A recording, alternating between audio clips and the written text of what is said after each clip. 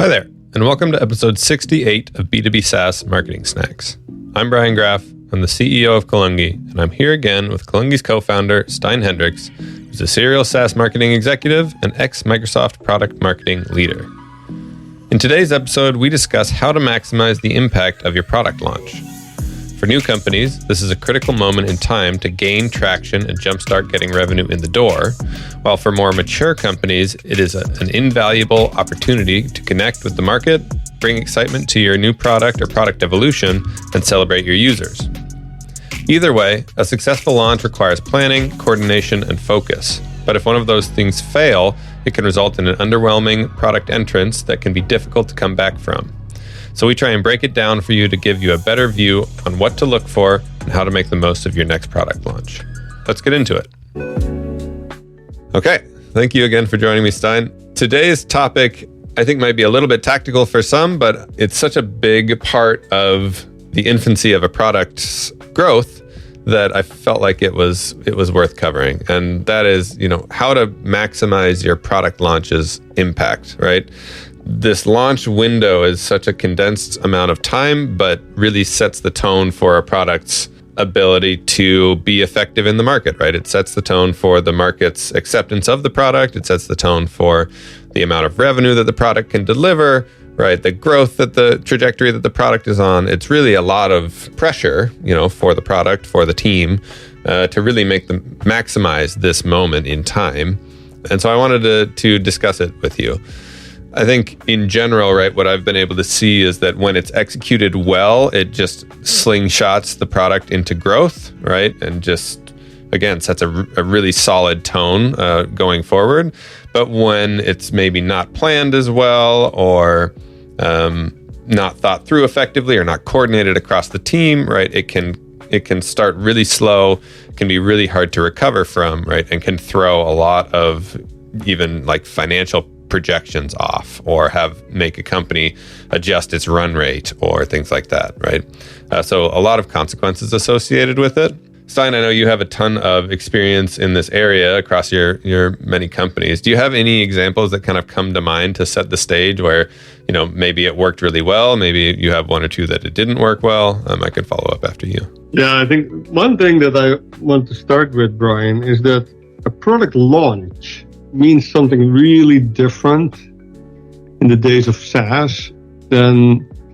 So when I started my career in software, we launched a product once every certain periods, right? Every couple of years, a new version, or every couple of months sometimes for the more kind of minor upgrades. And when you have a real SaaS solution, that doesn't really happen that much anymore, right? There's more of an ongoing, constant improvement of the product, and sometimes there's a feature release that's meaningful, right? Where it's really important to educate the market, educate your clients, get maybe some presence, some marketing momentum out of that.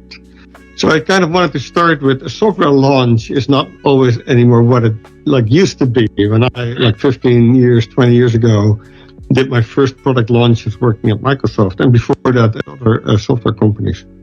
So just as an aside, right? And so when you think of a product launch, of course, you first always ask the question, who's it for, right? And that is always a combination of your existing clients, your partners, the channel that you're maybe working with, and of course then potential new prospects, but also friends and family, stakeholders, shareholders, employees, right? And so being very clear on when you're launching something new, a new capability, a new product, a new version of something, a new name of something, that you kind of which audience do you really want to optimize for?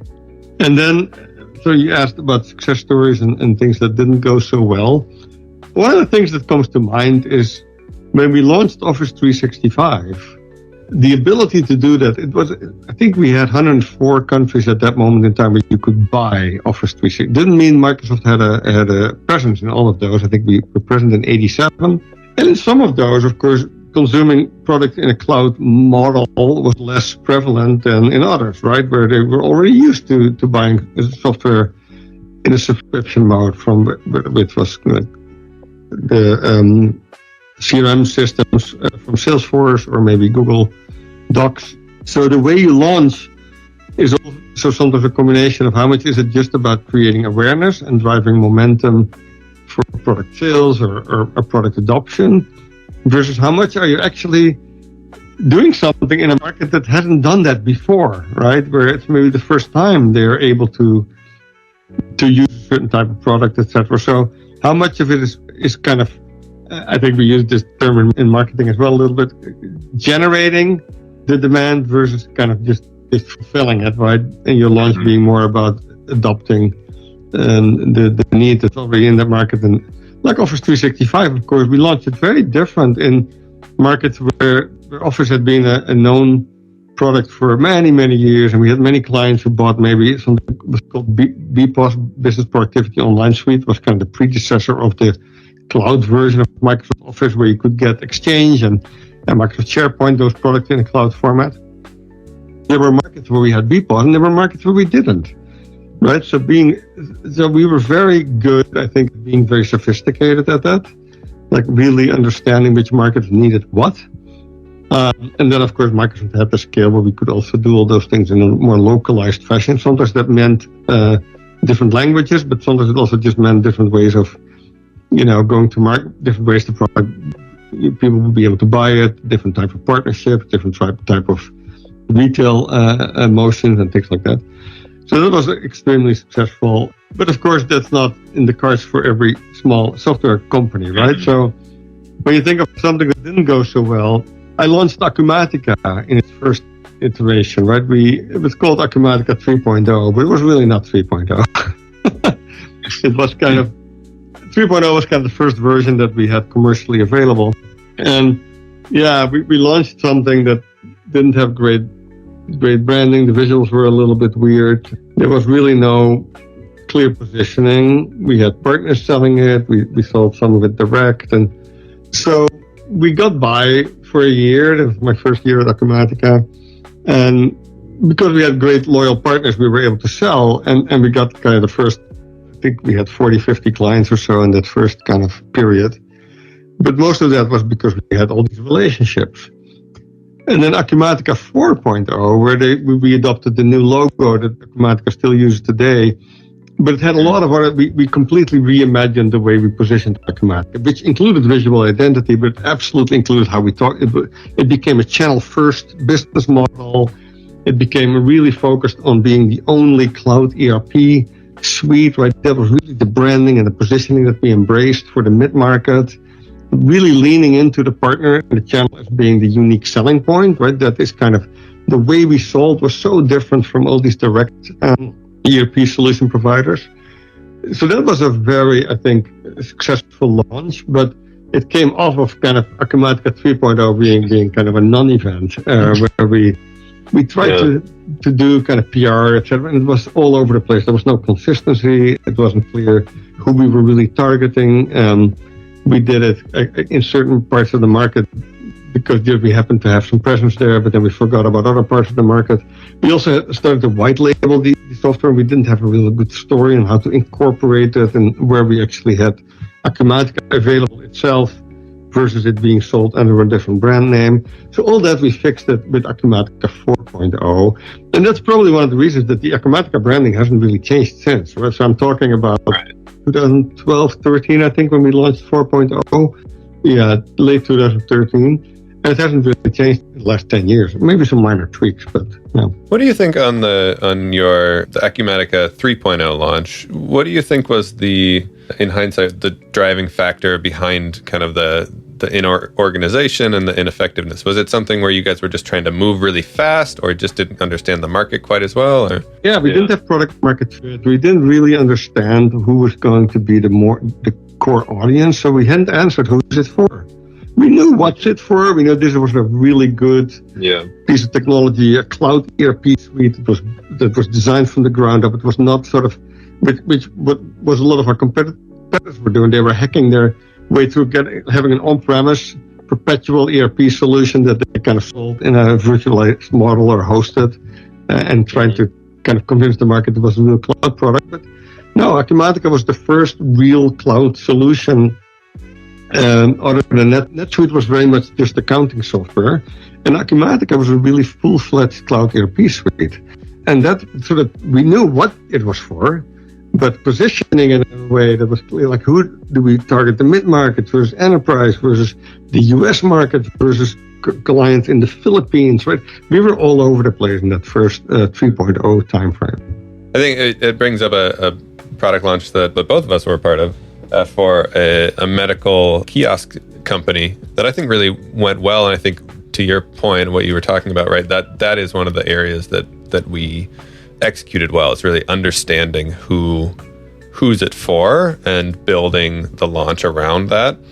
We brought in this really amazing product marketer named Damon. Shout out to Damon. And one of the first things that he did, even though we had already done it, but was basically demand to talk to a bunch of customers that the company had, and really wouldn't take no for an answer. And often we will do the exact same thing when we come into an engagement.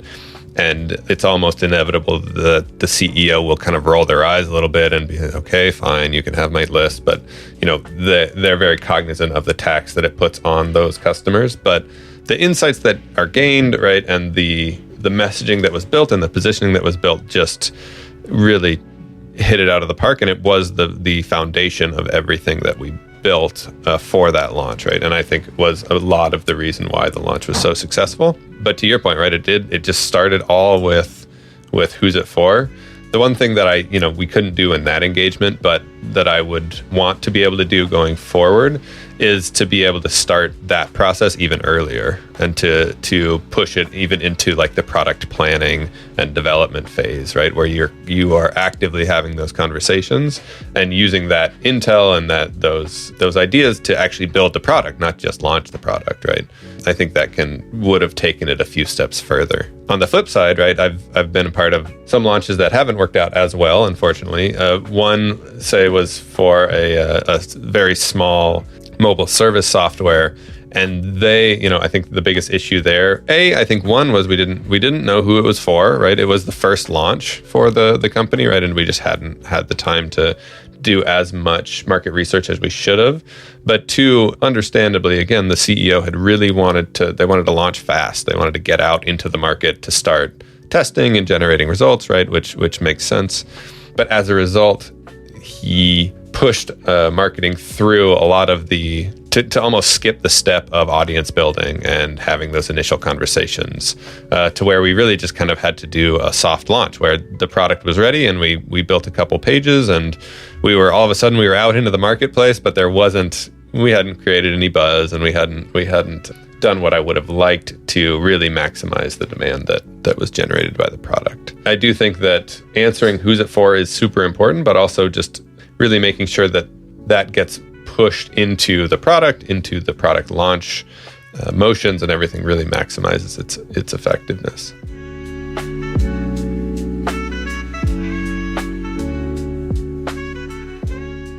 So what do you think in breaking down a launch, what do you think are the most important things to tackle, right? Who's it for, of course, and happy to talk through that more, but anything else that is really worth focusing on? Yeah, it all starts with customers, right? So having great customer testimonials and to get that, you need some kind of a beta program, right? You need to have early adopters that help you tell the story of the product to their peers, to other clients, to prospects. So that's a really important pillar. This was one of the things that we at Microsoft invested always a lot of time in to get a lot of customers to adopt the software broadly, globally, and then to write up those stories. And of course, use it also for product feedback. But yeah, whether it's for a press release or to be able to have customers in specific countries that test the software and the sort of positioning and the messaging for that market, or to just have a great kind of set of quotes to put in all your marketing materials. That's one of the most important things to do early. The next thing you can do, you have an opportunity with every time you release a new major version of your software to tweak the positioning a little bit, the packaging, the pricing, all the P's, the big M in marketing, the 5 P's. Maybe the place, is this maybe a product where you want to lean in more into your channel or versus maybe before? If you make any of the big go-to-market changes in the positioning, packaging, pricing, things like that, this is of course an important decision to make early, and launching a major version gives you an opportunity to do so.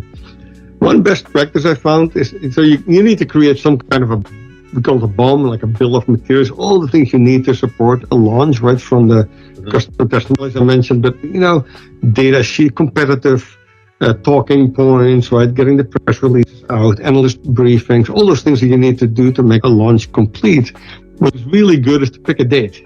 To pick a date that becomes your launch date, that also doesn't move, that is really something to rally the whole team around and to do your work back schedule, etc. So picking a date early and kind of planning a launch, I think, is really important. And of course, you try to pick a date that's a little bit meaningful. Have a couple of weeks buffer to maybe what you can feasibly easily do as a company, but then plan the date maybe that you publicly announce a little bit later than that. But have an internal date, of course, earlier, so you have a little bit of buffer there. There's also, thinking about the scope of the launch, right? Do you launch it for certain types of customers before you launch it for others, certain markets, certain geographies? Do you go to big clients first before you go down to smaller types of clients, which are usually a little more tricky, scaling them, etc.? You don't have maybe customer success managers who can help walk customers through new things, etc. So sometimes it's good to start with larger customers and work their way down.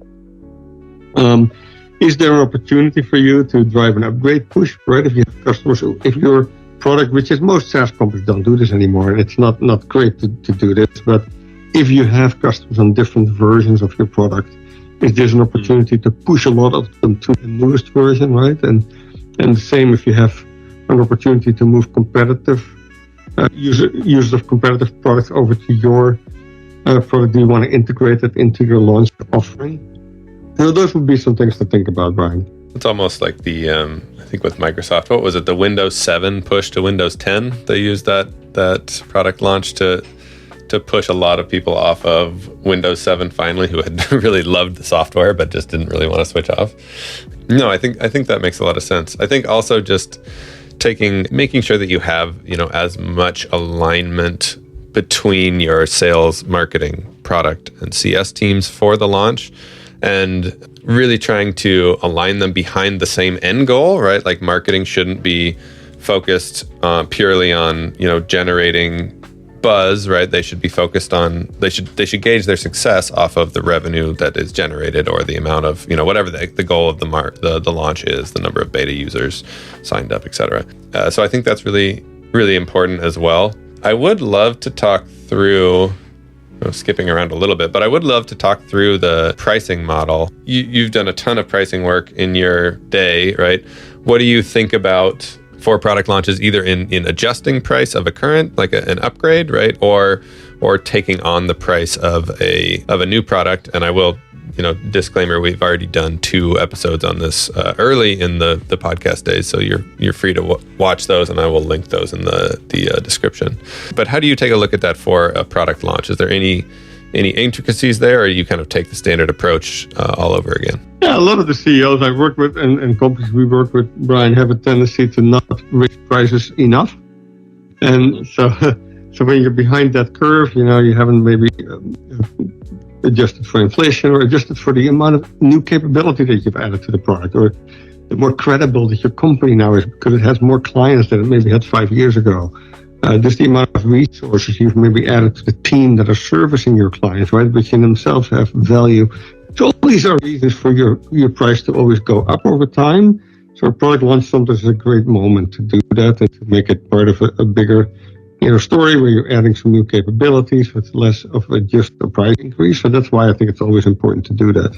What do you think in terms of building the buzz around a product launch? How critical is that? How do you typically think about it at a high level? The tactics and the channels change according to the product and the market that you're entering, right? But what are the things that you need to think about when planning for that in a product launch? Yeah, the days of using a product launch to get some PR coverage are over, right? It's not really that important anymore, and press releases are more spam than anything else. Right. So when you have customer success functions and things like that, of course, a product launch is more part of that ongoing relationship. So the main thing that you can do is when you want attention from analysts, from people who are really influencers in the market, this might be a great reason for them to kind of give you a brief, an ability to brief them, right? Or for them to dive into what you've been up to lately and have you have their ear, right? And so that would be the main thing when it comes to that launch momentum to really capitalize on. Oh, but to your point on that one, you similar to some of the conversations that we've had around content, but you really need to give them a reason to care, right? You can't launch a vanilla product and have them, Yeah, when you work with Forrester, Gartner, they either give you attention because you pay them, right, with money, or you pay them with content, right? Because their job is to basically have interesting things to say, right? So if you have something meaningful to share, and launching something new is one of those, then you might get some free press through that, right? Or free attention from them. Yeah, and if you can, again, going all the way back to the who's it for, right? If you can answer that question really well with your product and your product launch, then that road becomes much easier, right? Than having to pay out the nose just to have Gartner's name on a PR or a press release that you launch. What do you think about, buzz? That completely makes sense. What do you think about, you mentioned it a little bit earlier, but generating beta users or building up a wait list or things like that? How do you think about that when going about a product launch? I would love to get your thoughts on this one. I think it all depends on what the purpose of the launch is, right? If you're in the situation of that company the company that I described earlier, right? That small software company that was just launching, right? I think in that scenario, it's critical, right? You can't just expect to soft launch into a market unless you have a very immature product, right? In which case, why would you be launching, I guess? And expect to have a lot of success without really generating the demand, as you were saying, right? Demand generation versus demand capture in advance. You need to get people excited about it. You need to go out and have conversations with the market, understand what they want, tweak your product accordingly. All that is all part of that wait list and beta user motion, right?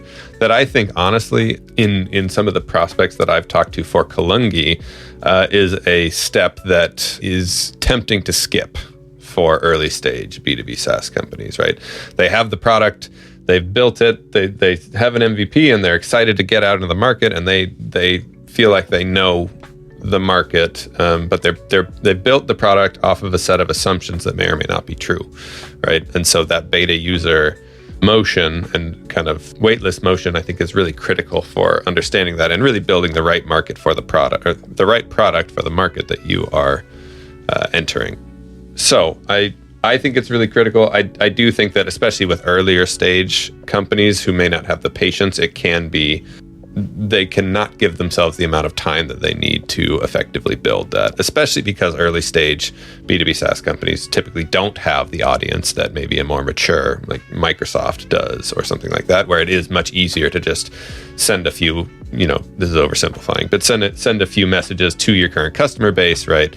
And get them excited about it because you already have the captive audience.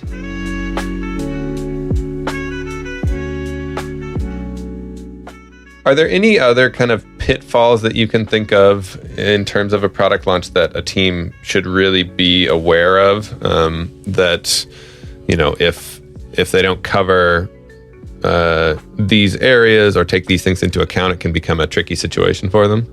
Well, product launches are just not that relevant anymore when you're a SaaS company, so just don't over-expect that drive a ton of extra revenue, unless you're combining it with like a significant price increase and things like that. It's just not the moment in time that drives when people buy something, right? That's really not the case anymore. So I think having a financial plan around it, etc., is you have to be careful not to count on the product launch to drive a ton of extra sales or something like that.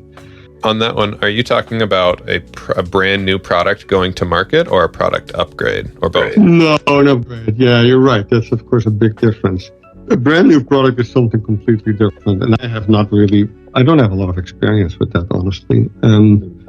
Every product that I launched was kind of out of its MVP stage and most of the time out of its product market fit stage, and kind of just kept launching newer versions. A further iteration of the product. Yeah, that makes sense. Two more questions. One, how do you think about customer feedback maybe post-launch, right? We already talked about getting to know the market before the launch and using that to impact your product development and your launch activities, but how do you think about customer feedback after the launch? Where do you look to get that feedback, and how do you distribute it to the team? The customer success team, I think having a really close connection with the customers who are adopting the new product is really important quickly after you launch. So that would be the main source. And then what do you think about, we've kind of touched on it a couple in general, but I'd love to hear your specific thoughts if you have them, but around like measuring success on some of the launches that you've used. How have you focused on lining teams up behind the end target, right? What KPIs have you used, and how have you kind of helped to align and hold teams accountable with those KPIs? I think getting customer references and testimonials on a new product is a great thing to count. Right, that would be my first, and probably the metric that trumps everything else. And then usage of new capabilities would be a good kind of following metric that's really about, is this really valuable?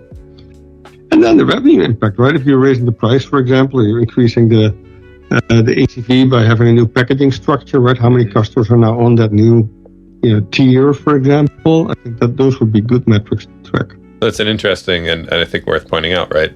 Distinction that you made in that the most important piece for you is to use the launch almost as a forcing function to gather feedback from the market, right? It's not necessarily to have a windfall of revenue, right? It's to get the product in front of the market, right? And gauge their engagement with the product almost and how much it actually solves their problems, right? It's much more of a research and education play than a revenue windfall, which I agree with completely.